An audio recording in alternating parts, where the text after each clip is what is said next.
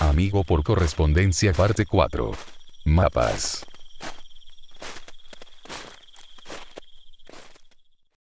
La mayoría de las ciudades viejas y sus vecindarios no fueron diseñadas con la mentalidad de que la población comenzaría a crecer de manera exponencial y que tendría que ser acomodada. Generalmente, la construcción de las carreteras responde a la necesidad de conectar puntos de importancia económica, delineándose con base en las restricciones geográficas. Una vez que las carreteras conectoras han sido establecidas, los negocios nuevos y más carreteras son posicionados estratégicamente a lo largo del asfalto, solo dando cabida a modificaciones, adiciones y alteraciones menores, pero nunca a ningún cambio dramático. Entonces el vecindario de mi infancia tuvo que haber sido viejo.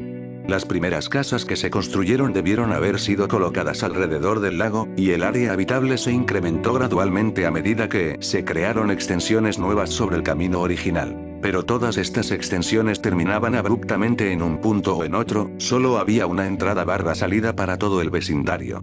Muchas de las nuevas extensiones estaban limitadas por un afluente que se alimentaba del lago, y que pasaba justo al lado de lo que llegué a nombrar la fosa. Gran parte de las casas originales tenían patios inmensos, pero algunos de esos terrenos originales fueron divididos, dejando atrás propiedades con límites más y más pequeños.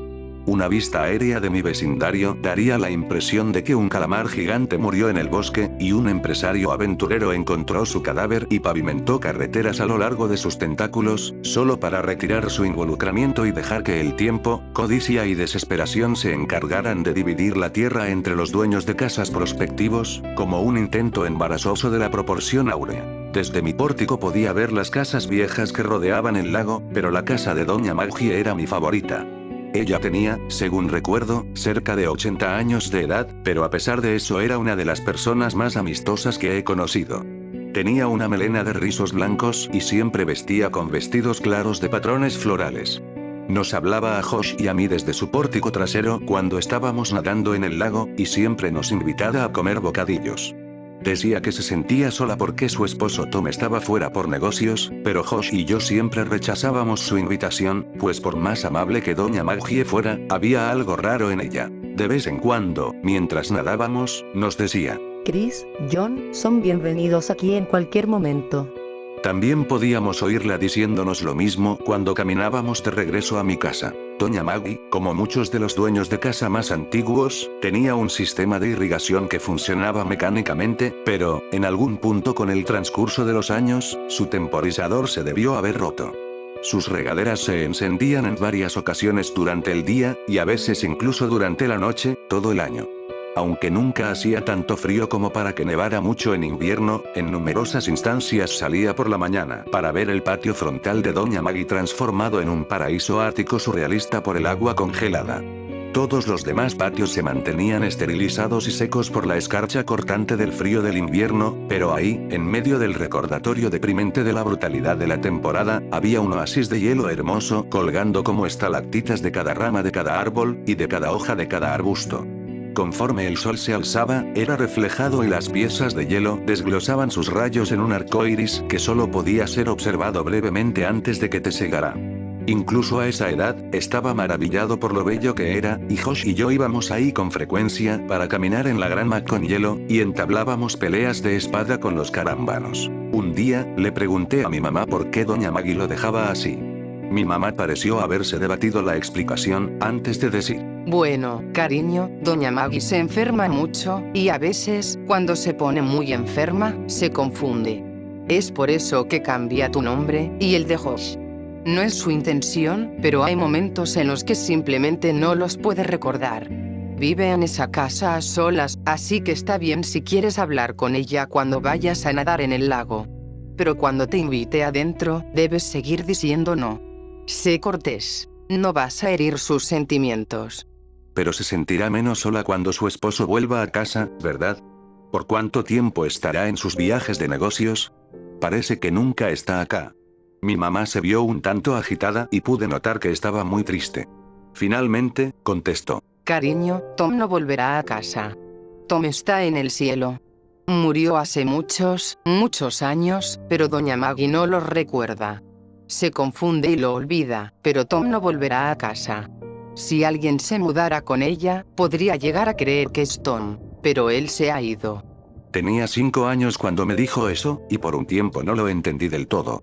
Me sentía profundamente triste por Doña Maggie. Ahora sé que Doña Maggie tenía Alzheimer. Ella y su esposo tuvieron 2 hijos, Chris y John. Los dos trazaron un plan de pagos con las compañías de utilidades y se encargaban del agua y electricidad de Doña Maggie, pero nunca la visitaban. No sé si algo pasó entre ellos, o si fue por la enfermedad, o si solo vivían muy lejos, pero nunca venían. No tengo idea de cuál era su apariencia, pero había momentos cuando Doña Maggie debió de pensar que Josh y yo lucíamos como ellos dos cuando eran niños.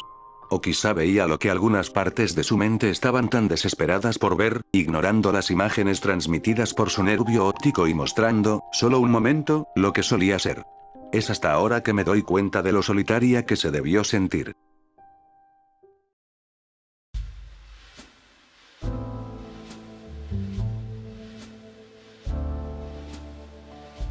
Durante el verano después de Kinder, antes de los eventos de globos, Josh y yo nos habíamos dado a la tarea de explorar el bosque cerca de mi casa, al igual que el afluente del lago.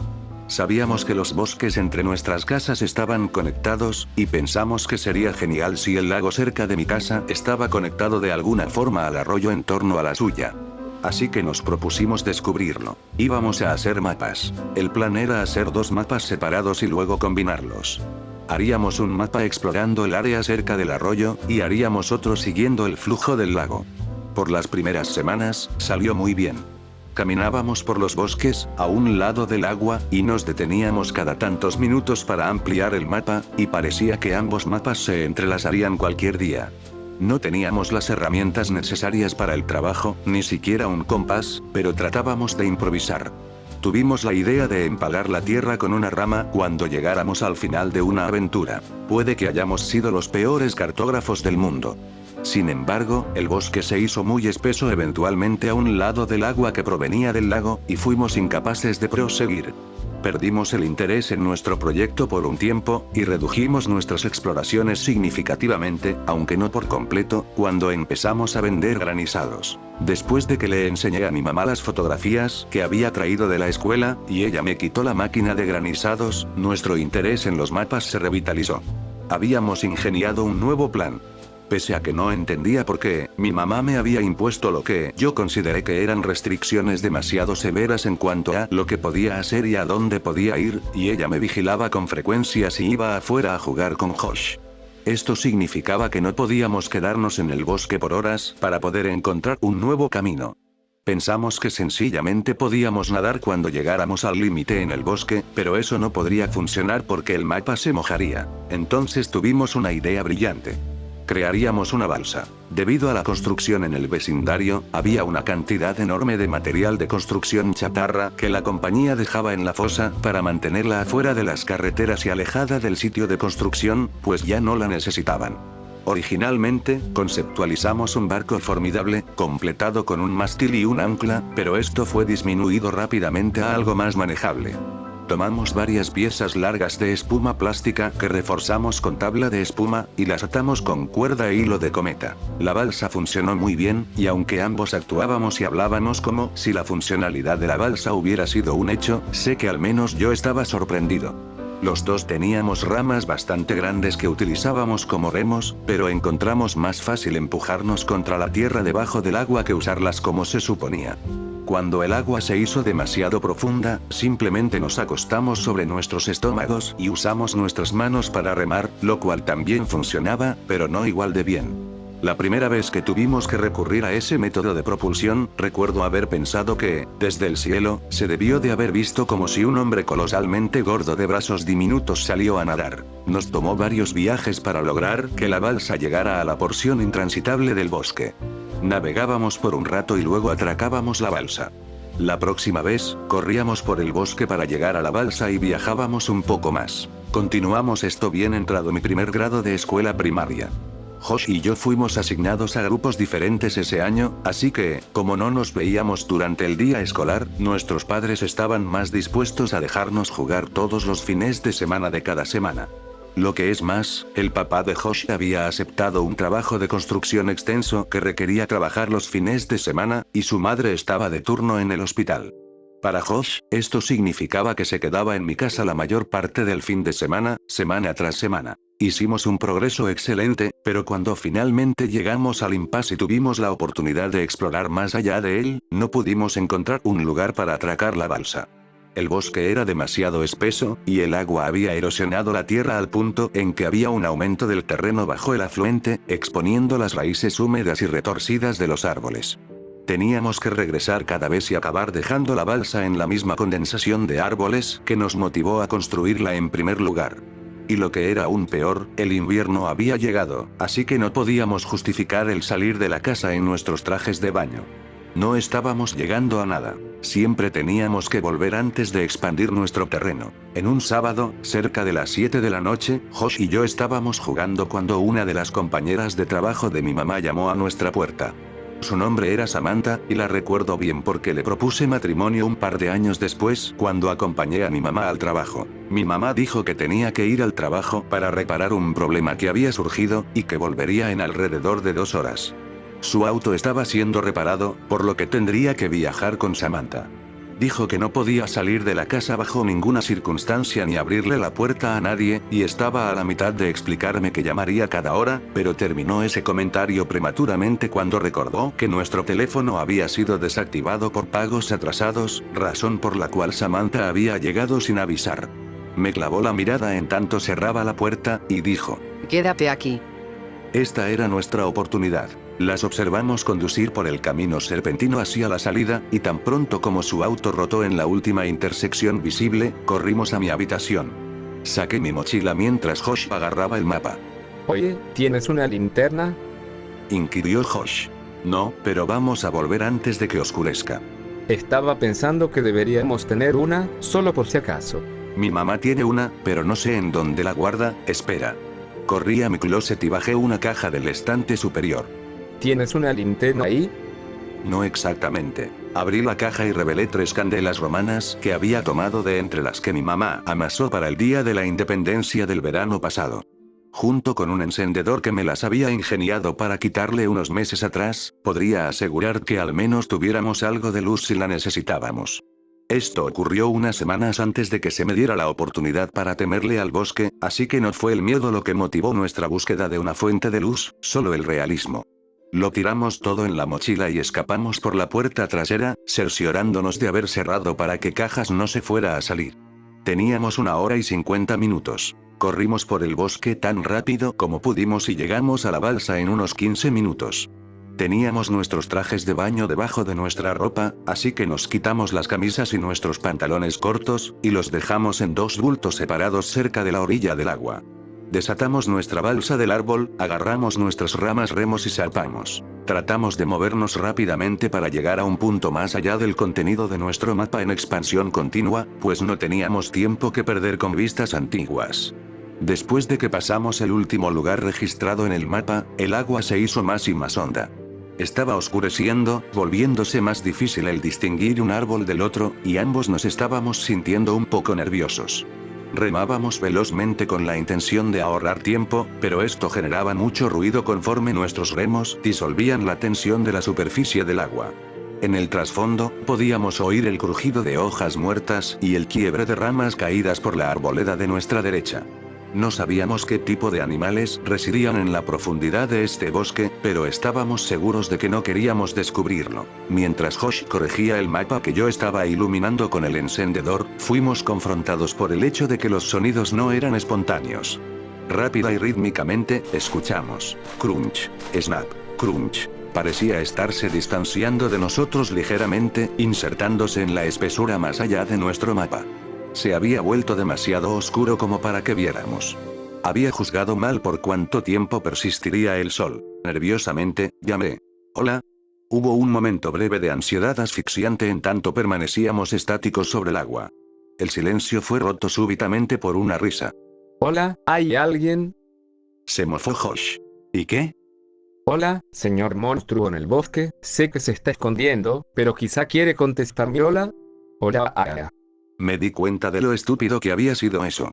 Fuera lo que fuera, no iba a responder. Ni siquiera me di cuenta de que lo había dicho hasta después de hacerlo. Josh continuó. Hola, Aya. Con un falsete agudo. Hola, lo contrarresté con el barítono más profundo que pude lograr. Hola compa. Oh. La. Bibut. Continuamos burlándonos del otro, y estábamos en el proceso de hacer girar la balsa para regresar, cuando lo escuchamos. Hola. Fue susurrado y forzado como si hubiese sido accionado por el último aliento de un par de pulmones desinflándose, pero no sonó aquejado. Había venido del lugar justo más allá del mapa, el cual ahora se ubicaba detrás de nosotros dado que habíamos girado la balsa. Lentamente, me volteé en dirección del sonido mientras buscaba a tientas las candelas romanas. Quería ver. ¿Qué estás haciendo? Siseó Josh, pero ya la había encendido. Cuando la mecha chispeante se hundió en la envoltura, la sostuve hacia el cielo. En realidad, nunca había usado una de estas, y pensé que tendría un talento cinematográfico para ello. Un orbe verde y brillante se disparó a las estrellas y se extinguió velozmente. Reajusté mi brazo hacia el horizonte. Podía recordar que tenía varios colores, pero no sabía cuántas veces podía disparar una de estas hasta que se hubiera agotado. Una bola de luz roja salió despedida y crepitó por los árboles, pero no vi nada aún. Solo vámonos. Me presionó Josh, girándose para encarar la dirección a casa, y empezó a remar con agitación. Solo una más. Bajando el brazo directamente hacia el bosque frente a mí, otra bola roja fue lanzada del tubo. Viajó en línea recta hasta que colisionó con un árbol, explotando la luz brevemente en un diámetro mucho mayor. Aún nada. Dejé caer la candela en el lago y observé a una última bola de fuego penetrar el agua, solo para morir rápidamente, sofocada. Una vez que comenzamos a remar en dirección a mi casa, escuchamos un crujido sonoro en el bosque y para nada disimulado. La ruptura de ramas y el pisoteo de hojas sobrecogían el ruido de nuestro salpiqueo. Estaba corriendo. Bajo nuestro pánico, empujamos la balsa con demasiada violencia y sentía una de las cuerdas bajo mi pecho aflojarse. Josh, ten cuidado. Pero era muy tarde. Nuestra balsa se estaba rompiendo. Dentro de poco, se había venido abajo por completo. Los dos nos aferramos a un pedazo de espuma plástica, pero las piezas no eran lo suficientemente grandes como para mantenernos a flote, y nuestras piernas colgaban por debajo de nosotros en el agua de invierno. Josh. Rápido. Grité señalando al mapa a su lado. Forcejeó, pero estaba muy helado como para movernos con libertad, y ambos observamos al mapa conforme se alejaba flotando. Tengo frío. Tartamudeó Josh, afligido. Hay que salir del agua. Nos acercamos a la orilla escuchando el crujido frenético atronando hacia nosotros desde el bosque de arriba. Incesantes, pateamos con nuestras piernas y pudimos alcanzar el muelle de nuestra balsa. Nos quitamos los trajes de baño y estábamos desesperados por meternos en ropa seca que nos escudara del frío cortante en el aire. Me puse mis shorts, pero algo andaba mal. Me giré hacia Josh. Oye, ¿en dónde está mi camisa? Se encogió de hombros y sugirió. Quizá el viento la tiró al agua y flotó en el lago. Le dije a Josh que volviera a casa, y que dijera que estábamos jugando a las escondidas y mi mamá estaba en casa. Tenía que encontrar mi camisa. Corrí detrás de las casas y me asomé por el agua, inspeccionando la costa. Se me ocurrió que, con algo de suerte, tal vez podría encontrar el mapa también. Me estaba movilizando bastante rápido porque necesitaba llegar a casa, y estaba a punto de rendirme cuando mi concentración fue interrumpida por un sonido que vino desde atrás. Hola. Me di la vuelta. Era Doña Maddie. Nunca la había visto por la noche antes, y bajo esa luz pobre se veía excesivamente frágil. La calidez usual que envolvía su actitud parecía haberse apagado con la brisa. No podía recordar haberla visto alguna vez sin una sonrisa, así que su rostro se veía extraño. Hola, Doña Maddie. Ah, hola, Chris. La calidez y sonrisa retornaron, incluso si sus recuerdos no hicieron lo mismo. No podía ver que eras tú en la oscuridad ahí. Bromeando, le pregunté si me iba a invitar a comer un bocadillo, pero dijo que quizá en otra ocasión. Estaba muy ocupado buscando mis cosas como para prestarle atención realmente, pero sonaba feliz, así que no me sentí mal. Dijo otro par de cosas más, pero tenía prisa. Le dije buenas noches y corrí por su acera hacia mi casa. La podía escuchar detrás de mí caminando por su jardín congelado. Llegué unos minutos antes que mi mamá. Y para cuando ella llegó, Josh y yo ya nos habíamos cambiado de ropa y calentado. Nos habíamos salido con la nuestra, a pesar de que habíamos perdido el mapa. ¿La pudiste encontrar? Pero vi a Doña Magie. Me llamó Chris de nuevo. Te lo digo, solo alégrate de que nunca la has visto de noche. Ambos nos reímos y él me preguntó si me había invitado a comer bocadillos, bromeando con que debían ser terribles porque ni siquiera lograba regalarlos. Le dije que no lo había hecho, y él estaba sorprendido. Ahora que tenía el tiempo para pensarlo, yo también lo estaba. Cada vez que la veíamos nos ofrecía bocadillos, y ahí estuve, habiéndome invitado solo, aunque sarcásticamente, y me dijo que no. Mientras Josh seguía hablando de Doña Maggie, noté de pronto que el encendedor aún podría estar en mi bolsillo, y sería desastroso si mi mamá lo encontraba. Agarré mis shorts del suelo y palpé mis bolsillos. Sentí algo, pero no era el encendedor. Desde mi bolsillo trasero, saqué un pedazo de papel doblado, y mi corazón dio un vuelco. ¿El mapa? Pensé. Pero lo vi irse flotando. Dibujado en el papel, dentro de un óvalo grande, estaban dos figuras de palitos tomados de las manos. Uno era mucho más grande que el otro, pero ninguno tenía rostro. El papel estaba roto, así que faltaba una parte, y había un número escrito cerca de la esquina superior derecha. Era un número 15 o un 16. Nerviosamente, le entregué a Josh el papel y le pregunté si él lo había puesto en mi bolsillo en algún punto, pero se burló de la idea y me preguntó por qué estaba tan preocupado. Apunté a la figura de palitos más pequeña y a lo que estaba escrito a su lado. Eran mis iniciales. Le conté a Josh el resto de la conversación entre Doña Maggie y yo. Siempre había atribuido el intercambio extraño a su enfermedad, hasta revisitar los eventos en mi mente todos estos años después. A medida que lo analizo ahora, regresa el sentimiento de tristeza profunda evocado por Doña Maggie, pero es magnificado por una sensación amenazadora de desesperanza cuando reflexiono acerca de lo que trató de decir con Quizá en otra ocasión. Sabía lo que había dicho, pero no comprendí lo que significaba. Ni comprendí lo que sus palabras significaban semanas después, cuando observé a hombres con trajes anticontaminantes anaranjados cargando lo que pensé que eran bolsas negras de basura desde su casa. Aún no lo comprendí cuando clausuraron la casa y la cercaron poco antes de que nos mudáramos. Pero ahora lo entiendo. Entiendo por qué sus últimas palabras fueron tan importantes incluso si ni yo ni ella nos dimos cuenta en aquel momento. Esa noche, Doña Maggie me dijo que Tom, su esposo, había vuelto a casa. Pero ahora sé quién se mudó ahí realmente. Al igual que sé por qué nunca vi el cuerpo de Doña Maggie siendo trasladado en una camilla. Las bolsas no estaban llenas de basura.